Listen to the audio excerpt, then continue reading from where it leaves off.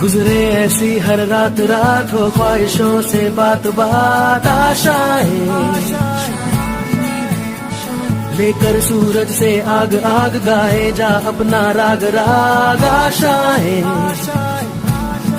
कुछ ऐसा कर। Hello students, Vatsal kids John में आपका स्वागत है। मैं विष्णु कुमार धाकड़, बेस्ट फैकल्टी। आज अपन स्टार्ट कर रहे हैं टिग्नोमेट्री। ठीक है, तो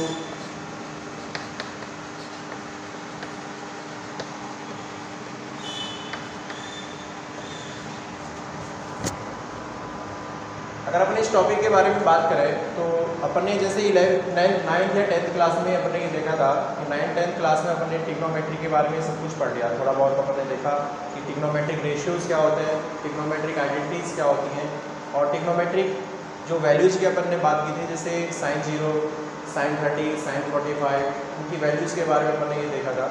तब उन्हीं की आगे बढ़ते हैं अपन यहाँ पे देखते हैं trigonometric function.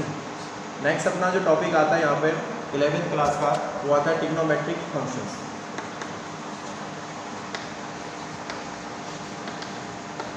Trigonometric functions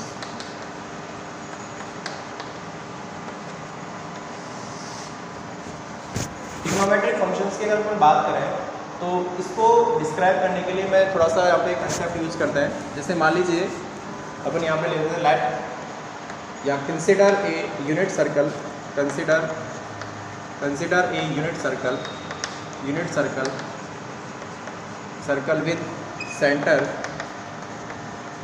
with center at origin। तो इसके लिए अपन एक डायग्राम बना लेते हैं। जैसे मान लीजिए क्या है, ये अपने पास में एक यूनिट सर्कल है और इसका सेंटर अपन ओरिजिन पर ले लेते हैं। ये इसका सेंटर पॉइंट हो गया, ये यूनिट सर्कल हो गया। यूनिट सर्कल मीन्स इसकी रेडियस क्या आएगी, 1 आएगी, 1 इसकी रेडियस हो जाएगी। ये हो गया। इस सर्कल पर मैं 4 पॉइंट्स डिस्कस करता हूँ, point A, point B, point C and point D. ठीक है, अगर मान लीजिए ये 1 है, इसकी लेंथ यहाँ पे 1 है, इस पॉइंट के कोऑर्डिनेट्स की अगर बात करें, इस पॉइंट के कोऑर्डिनेट्स की अगर बात करें तो ये इस पॉइंट के कोऑर्डिनेट्स हो जाएंगे 1, 0। इस पॉइंट के कोऑर्डिनेट्स क्या होंगे भी 1, 0। पॉइंट बी के कोऑर्डिनेट्स की अगर बात करें अपन तो पॉइंट बी के कोऑर्डिनेट हो जाएंगे 0, 1। पॉइंट बी के कोऑर्डिनेट हो गए 0, 1 एंड पॉइंट सी के कोऑर्डिनेट्स हो जाएंगे -1, 0 एंड पॉइंट डी के कोऑर्डिनेट्स हो जाएंगे अपने पास में 0, -1। ठीक है, इसके बाद अपन यहाँ पर देखते हैं कि इस पर एक पॉइंट और कंसिडर करते हैं। Let a point P is situated on perimeter of this circle PA, B। ठीक है, अपन ने PA, B यहाँ पे कंसिडर किया है और ये अपने पास में हो गया OP की जो डिस्टेंस है वो 1 होगी। अपने इसके कोऑर्डिनेट A, B लिया हुआ है। इसका मतलब ये हुआ कि यहाँ से अगर अपन एक परपेंडिकुलर ड्रॉ करते हैं, पॉइंट B से एक परपेंडिकुलर ड्रॉ करते हैं ऑन एक्स एक्सिस, तो ये परपेंडिकुलर पॉइंट L पे मीट करेगा यहाँ पर, और ये वाली जो डिस्टेंस है OL अपने पास में A हो जाएगी, और ये वाली जो डिस्टेंस है PL वो अपने पास हो जाएगी B।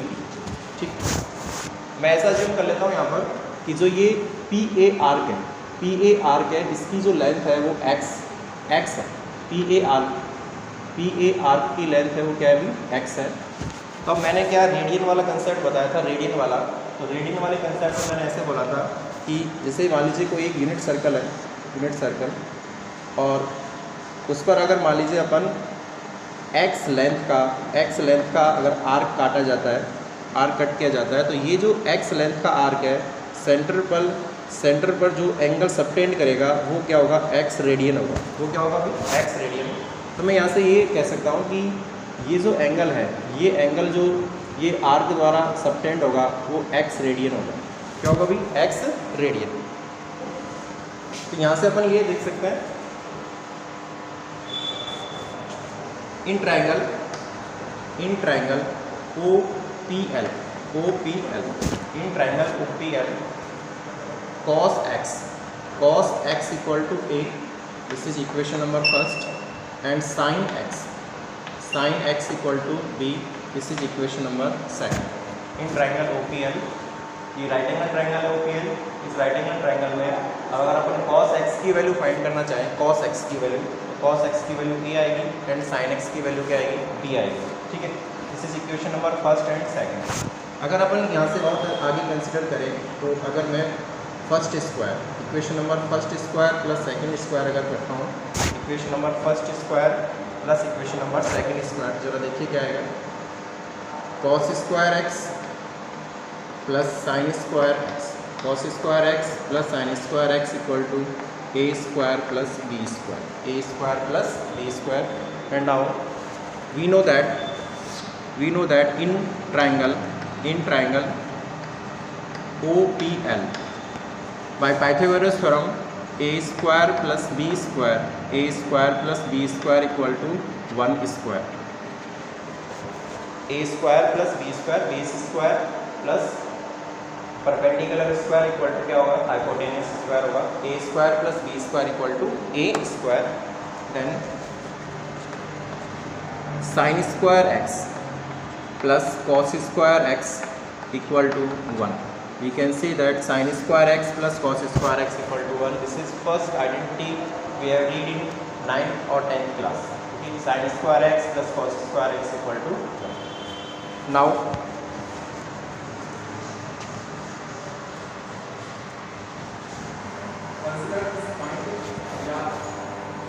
Now we consider this point this point is moved from P to A।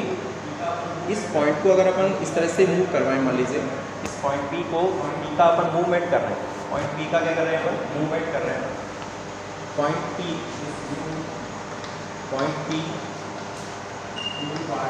is moved towards point P। ठीक है, अगर इस पॉइंट P को मैं A की ओर मूव कराता हूँ तो ज़रा देखिए क्या क्या चेंजेस होंगे यहाँ पे। जैसे ये पॉइंट अगर P पॉइंट A की ओर जाएगा तो ये जो आर्क ऑफ लेंथ है, लेंथ ऑफ आर्क है, ये अपने पास से चेंज होगी और ये छोटी छोटी होती है, ये क्या बन जाएगी, 0 बन जाएगी। मैं यहाँ से ऐसे बोल सकता हूँ कि x becomes 0 and point of coordinates point P के जो कोऑर्डिनेट्स हैं वो चेंज होकर क्या आ जाएंगे अपने पास, पॉइंट A के कोऑर्डिनेट्स बन जाएंगे। तो यहाँ से अपन ऐसा बोल सकते हैं कि A equal to 1 and B equal to 0। जब अपन बात करेंगे पॉइंट B A के पास में आएगा या A के ऊपर आएगा, पॉइंट B जब A के ऊपर आएगा तो जो पॉइंट P के कोऑर्डिनेट्स हैं वो A के इक्वल हो जाएंगे और जो ये लेंथ आर्क की लेंथ है x बिकम्स 0। यहाँ से अपने पास होगा x equal to 0, a equal to 1 and b equal to 0। From equation number 1 cos x equal to a आ रहा था अपने पास में, cos x equal to a। Then यहाँ से क्या बन जाएगा अपने पास में, cos 0 इक्वल टू a की वैल्यू क्या आ रही है अपने पास में, 1 आ रही है। cos 0 की वैल्यू क्या आ रही है भैया अपने पास में, 1। Then sin x equal to क्या आ रहा था अपने पास में, sin x इक्वल टू आ रहा था अपने पास में b। यहाँ से sin 0 की वैल्यू क्या आएगी अपने पास में, 0 आएगी। ये अपन ने पहले पढ़ रखा है, sin 0 equal to 1, sin 0 equal to 0, cos 0 equal to 1 अपन ने पहले से पढ़ रखा है, लेकिन ये नहीं देखा अपन ने कि ये कैसे अपने पास में मिलता है, cos 0 equal to 1, sin 0 equal to 1। ठीक है, अगर अपन आगे और डिस्कस करें इसको तो अपन ऐसे बोल सकते हैं कि जैसे इस पॉइंट P को, P का जो मूवमेंट है अपन D की ओर कराएं, पॉइंट B की ओर अपन इस P को लेके जाते हैं। इस पॉइंट P को अगर मैं B की ओर मूव कराता हूँ, B की ओर, तो ज़रा देखिए क्या होगा। इस बार क्या होगा, ये जो आर्क है, ये वाला जो लेंथ ऑफ आर्क है ये इंक्रीज होगा और कितना हो जाएगी, 1/4 part of this parameter, 1/4 part of this parameter. मैं ऐसा बोल सकता हूँ कि x इक्वल टू क्या बन जाएगा अपने पास में, π/2 बन जाएगा। x इक्वल टू क्या होगा अभी, π/2, या फिर अपन ऐसे बोल सकते हैं ये जो एंगल बनेगा, एंगल वो होगा π/2 radian, x equal to π/2। And point of coordinates की बात करें अपन, कोऑर्डिनेट्स ऑफ पॉइंट P की अगर बात करें तो coordinates of point P equal to coordinates of point B। यहाँ से क्या आ जाएगा अपने पास, a की वैल्यू 0 हो जाएगी और b बी की वैल्यू क्या हो जाएगी भाई, 1 हो जाएगी। Then cos x equal to अपने पास में क्या था, ए था। कॉस एक्स की वैल्यू ए आ रही थी, यहाँ से क्या आ जाएगा cos pi by 2 equal to 0। Cos pi by 2 की वैल्यू 0 आ गई। एंड यहाँ से बात करें sine x equal to B आ रहा था अपने पास में, तो साइन पाई बाई 2 की वैल्यू क्या आ गई अपने पास में 1 निकल के आ गई।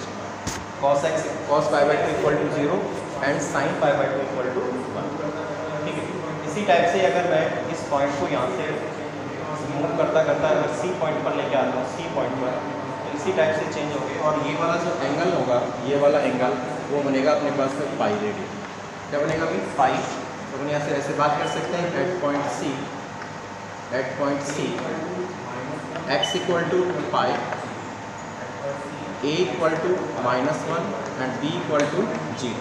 Eight point c x equal to pi, a equal to -1 and b equal to 0।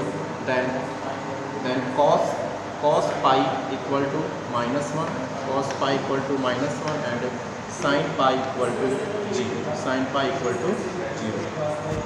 ठीक है, इस तरह से अपन ने ये देखा कि किस तरह से वैल्यूज अपने पास में चेंज हो रही है। जैसे जैसे इस पॉइंट डी को अपन ने मूव कराया, उस हिसाब से एंगल भी ये क्या होगा, चेंज होगा। और एंगल चेंज होने के हिसाब से इनकी वैल्यूज भी क्या होगी, चेंज होगी। ठीक है, इसी टाइप से मैं पॉइंट डी के लिए बात कर सकता हूँ। पॉइंट डी की अगर मैं बात करूँगा तो ये वाला जो एंगल सबटेंड होगा, ये वाला जो एंगल बनेगा वो बनेगा 3 पाई बाई 2 रेडियन। ठीक है, इस हिसाब से इसकी वैल्यू भी क्या होगी, चेंज होगी। तो अपन यहाँ पे ट्रिग्नोमेट्रिक फंक्शंस के बारे में बात कर रहे थे, तो अपन ने ये देखा कि भी ये जो cos x है और sin x, ये दो अपने पास में ट्रिग्नोमेट्रिक फंक्शंस अपन को मिल गए। cos x और sin x अपने पास में ट्रिग्नोमेट्रिक फंक्शंस मिल गए थे। इसके अलावा अगर अपन बहुत और ट्रिग्नोमेट्रिक फंक्शंस की बात करें तो अपने पास में आएगा tan x which is equal to sin x upon sec x which is equal to 1 upon cos x and cosec x which is equal to 1 upon sin x which is equal to 1 upon sin x। ये other 4 trigonometric functions हैं। ये 2 trigonometric functions के बारे में हमने बात करी। इसके अलावा जो 4 ट्रिग्नोमेट्रिक फंक्शंस हैं ये भी अपने पास में ये है। ठीक है, तो जिस तरह से वैल्यूज साइन की और कॉस की चेंज हो रही थी, उस हिसाब से अदर ट्रिग्नोमेट्रिक फंक्शंस की वैल्यू भी चेंज होगी। ये अपने पास में ट्रिग्नोमेट्रिक फंक्शंस का था। गुजरे ऐसी हर रात हो ख्वाहिशों से बात आशाएं